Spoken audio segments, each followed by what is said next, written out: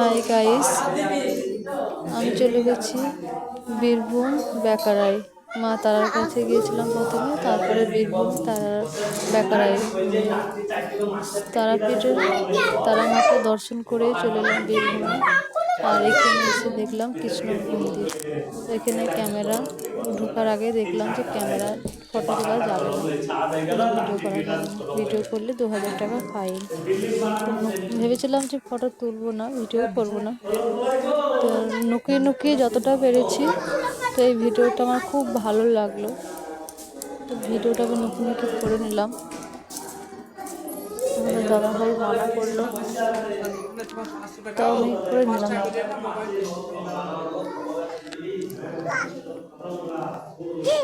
আমার ভিডিওটা খুবই ভালো লাগছিল, এত সুন্দর মানে এখানে ঠাকুর মূর্তি আঁকানো রয়েছে।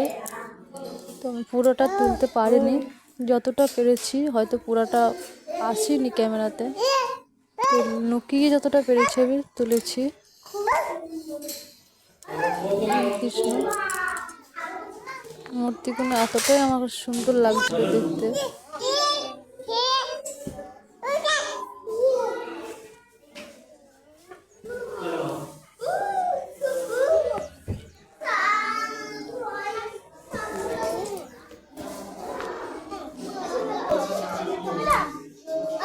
এখানে ঢোকার আগে কিন্তু টিকিট লাগছে, টিকিট না হলে কিন্তু ঢুকতে দেবে না। ঘরের মধ্যে ঘর, তার মধ্যেও ঘর, কিরকম ব্যাকে ব্যাকে রয়েছে মূর্তিগুলো।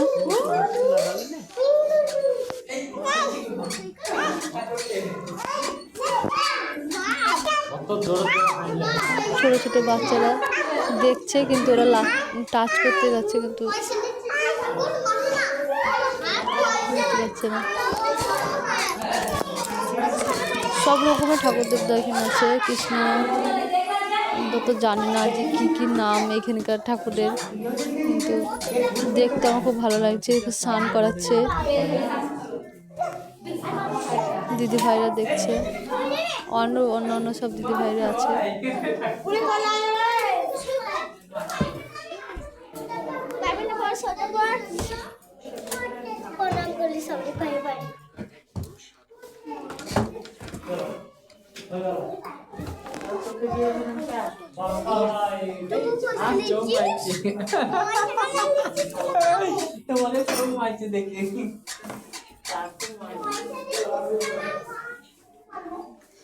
বিয়ে হচ্ছে, সিঁদুর পরাচ্ছে,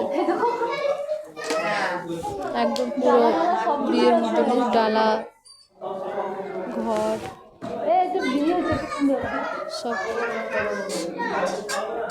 চলে গেলাম পাশের ঘরে, পাশের ঘরে একইভাবে সেমভাবে সব মূর্তি সাজানো রয়েছে। কৃষ্ণ প্রত্যেকটা